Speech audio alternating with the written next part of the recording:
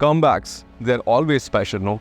Especially when you have been yearning for something to rise from the ashes and fly again. That is exactly what we were hoping for the Yamaha R3.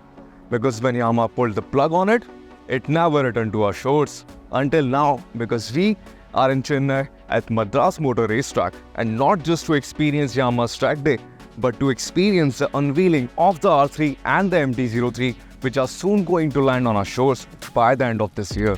Now, we have been cursing Yamaha for so long that it hasn't been unleashing its big guns in India. But guess what? Yamaha is soon going to do that. It is going to answer to the call of the blue by not just unveiling and launching the R3 and the MT-03, but the R7, the MT-07, and possibly the MT-09 as well. But for now, let's just focus on the R3 and the MT-03. This is Anand Pandey from BBC Top Gear Mag India, and here's everything that you need to know about the R3 and the MT-03. Now, talking about the R3 first, I'm really happy that it is finally making a comeback to our shores, because it used to be one of the most accomplished sports bike in its segment. I know, it wasn't a raging success when it comes to overall sales figures, but boy, when it comes to beginner sports bikes, the R3 was right up there. But now, it has become even better. I mean, we haven't ridden it until now, the updated R3, but now it gets upside down spokes. Now, the R3 that we used to get earlier, in the pre-BS6 era, it used to get telescopic spokes, but now the updated R3, it gets upside down units up front. And the monoshock at the back remains exactly the same. Now, talking about the other changes that the R3 has received from what we used to get earlier, there's a slightly redesigned bodywork as well. So up front, you get an updated headlamp setup, and on the side fairing, we now get LED indicators, which are rather sharp and sleek looking, and they do add some visual flair to the overall aesthetic appearance of the motorcycle. Now, talking about the riding stance and other bits about the R3, it also gets a slightly redesigned tail section. But apart from that, the overall silhouette of the motorcycle, it pretty much remains unchanged. Now, what also remains unchanged majorly is that engine. Now, it is powered by the same 320cc parallel twin liquid-cooled engine that puts down 42 bhp at 10,750 rpm and 29.5 Nm of torque. Now, it gets a 6-speed gearbox. But apart from that, there hasn't been any mechanical changes. Now, when it comes to the overall features on offer, it gets twin LED headlamp up front, and it now gets a fully digital instrument cluster, as opposed to the semi-digital unit that we used to find on the previous generation of the R3.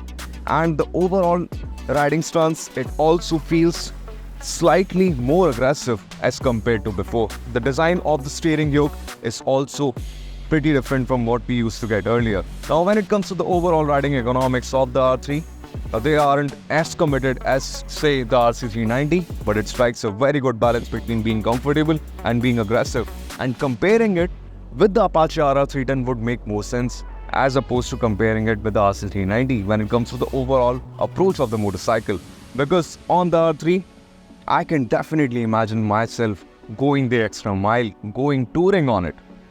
But on the RC390, it still feels a little far-fetched. Now, talking about the other cycle parts of the R3, as I mentioned earlier, it gets KYB source upside-down forks at the front, as opposed to telescopic forks that we used to get earlier, and at the back, it gets a monoshock. Now, the braking duties are handled by a 298mm disc at the front and a 240mm disc at the back. Now, this is all about the R3, and it is time to see what the MT-03 is all about. And this is the MT-03, the naked cousin of the R3. So, if you're looking for a more hooliganistic approach, a more naked street fighter kind of way, this is the way to go. We hadn't received the MT-03 until now, but now it is finally coming to our shores. So if you're looking for a lighter alternative, a more sleek and compact alternative to the R3, but with the same level of performance, with the same level of componentry, this is the way to go. Now, when it comes to the overall design language of the MT-03, it is definitely an MT. Because the MTs are always supposed to be sort of extraterrestrial. The current generation of MTs, I mean, the MT-09, the MT-07, and in that regard, the MT-03, it feels right at home. Now, when it comes to the overall cycle parts, they are exactly the same as the R3. So you get the same KYB source USD forks up front, a monoshock at the back, the same braking components, and the same engine as well in the exact same tune. Now, MT-03 it should be more agile, more light as compared to the R3, but that ought to be a little sharper in its approach. But the MT03, it is definitely going to strike a lot of right chords when it comes to the Indian market. Another crucial difference between the MT03 and the R3 is that the MT03, it is a kilogram lighter as compared to the R3. And apart from that, there aren't many mechanical differences to talk about. Another major difference between the MT03 and the R3 is in the riding stance. So while the R3 is not that aggressive, it is still aggressive by, say, a naked roadster stance when you comparatively speak.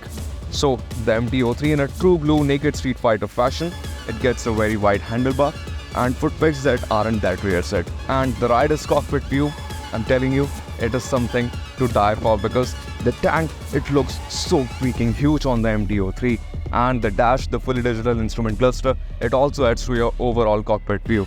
Overall, it is a very nice place to be, and I wouldn't mind going touring on this either. I mean, it is ought to be more comfortable as compared to the R3 out on the highways. The overall fit and finish and the build quality of both these motorcycles seem built to last in a typical Yamaha fashion, and I'm happy to report that, because they are going to cost a bomb. Not a bomb, but they aren't going to be aggressively priced as far as Yamaha's pricing strategies goes.